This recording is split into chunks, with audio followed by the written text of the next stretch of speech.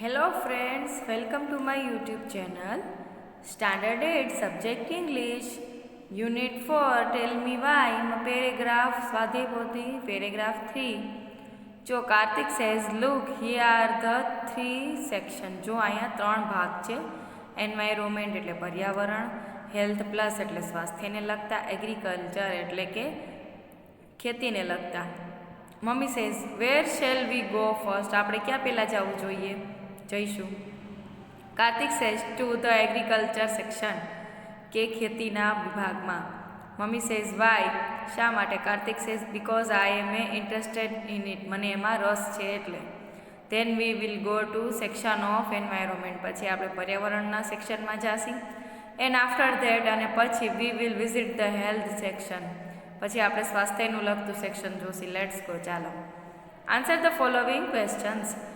Give the names of the section in the science exhibition. વિજ્ઞાનનો જે મેળો હતો એના ત્રણ જે હતા સેક્શન, એના નામ આપો. There are three section, environment, health plus ને એગ્રીકલ્ચર. પર્યાવરણ, સ્વાસ્થ્યને લગતું ને એગ્રીકલ્ચર એટલે ખેત વિકાસને લગતું. Who was interest in the agriculture section, કોને આમાં એગ્રીકલ્ચર સેક્શનમાં રસ હતો. Kartik was interested in the agriculture section. Which section did Kartik visit first, કયું સેક્શન કાર્તિક પહેલાં મુલાકાતે જાય છે. Kartik visited the agriculture section first, agriculture સેક્શને પહેલાં જાય છે. એના પછી છે answer the question selecting correct option, write A, B or C, D. Kartik was interested in blank section, કાર્તિકને ખાલી જગ્યા સેક્શનમાં રસ હતો. કેમાં તો કે એગ્રીકલ્ચરમાં. How many section are there at the exhibition, એક્ઝિબિશનના કેટલા સેક્શન હતા તો C, 3 સેક્શન. હવે paragraph number 4. Kartik says hello Prachi, કે hello Prachi, what is your project about, તારો પ્રોજેક્ટ શેના વિશે છે. Prachi says hello Kartik, hello આંટી, કે hello Kartik, hello aunty, my project is on terrace gardening and hydroponic method of agriculture. મારો જે પ્રોજેક્ટ છે એ ટેરેસ ગાર્ડનિંગ છે, હાઇડ્રોપોનિક મેથડ દ્વારા ખેતી કરવા માટેનો. કાર્તિક સાઇઝ વટ ઇઝ ધેટ, તે શું છે. પ્રાચી સાઇઝ નાવેડેઝ, અત્યારના સમયમાં બીકોઝ ઓફ અર્બનાઇઝેશન, શહેરીકરણના લીધે વી have two enough space to grow trees or plants, આપણી પાસે વૃક્ષો અને છોડવા આવવા માટેની ઓછી જમીન છે. ધેરફોર, તેથી we should use terrace for gardening and for that, તેથી આપણે આપણો ટેરેસનો ઉપયોગ કરવો જોઈએ ગાર્ડનિંગ માટે. Hydroponic method of gardening, hydroponic method દ્વારા. ઇન ધીસ મેથડ, આ મેથડમાં we have to make layer of stone on plastic on the terrace, કે આપણે ત્યાં પથ્થરની અને પ્લાસ્ટિકની એક લેયર પાથરી શકીએ છીએ છત પર. વિથ ધેર હેલ્પ, તેની મદદથી પ્લાન્ટ્સ કેન સ્ટેન્ડ, તેના મદદથી છોડવાઓ છે એ સીધા રહે છે. આફ્ટર ધેટ, અને પછી plants will be planted at appropriated distance, પછી આપણે જે પ્લાન્ટ છે એ અમુક ડિસ્ટન્સ એટલે કે અમુક જગ્યા રાખીને ઉગાડવાના. And then give them a water, અને તેને પાણી આપવાનું. We can also use PVC pipes, આપણે પીવીસી પાઇપનો પણ ઉપયોગ કરીએ છીએ.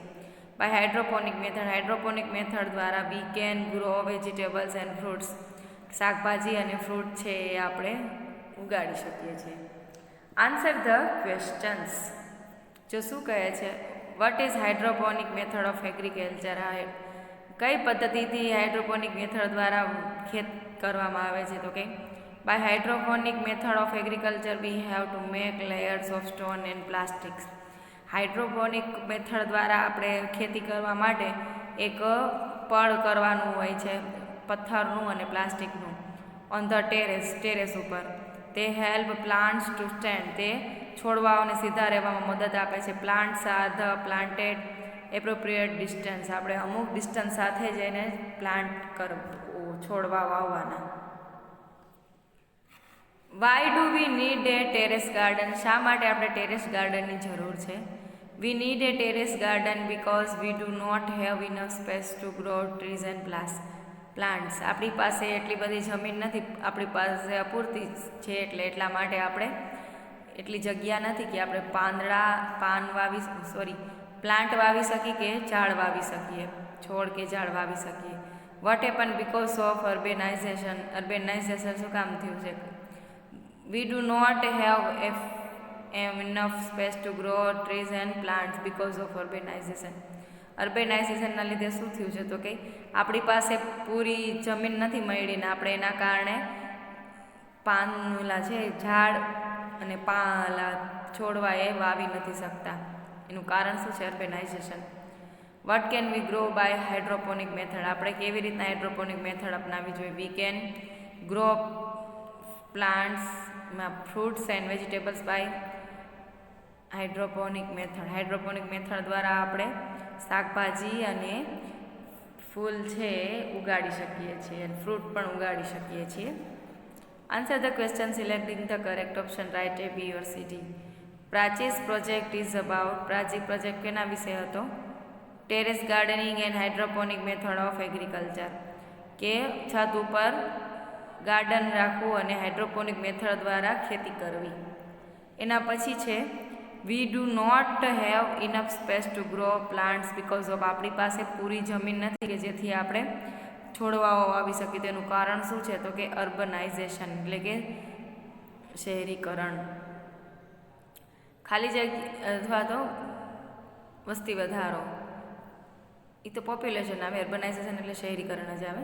ખાલી જગ્યા method of use to grow vegetables and fruits, એના દ્વારા આપણે ફ્રૂટ છે અને શાકભાજી છે એ ઉગાડી શકીએ છીએ. તેમાં આવે હાઇડ્રોપોનિક્સ. હાઇડ્રોપોનિક્સ દ્વારા આપણે ઉગાડી શકીએ છીએ.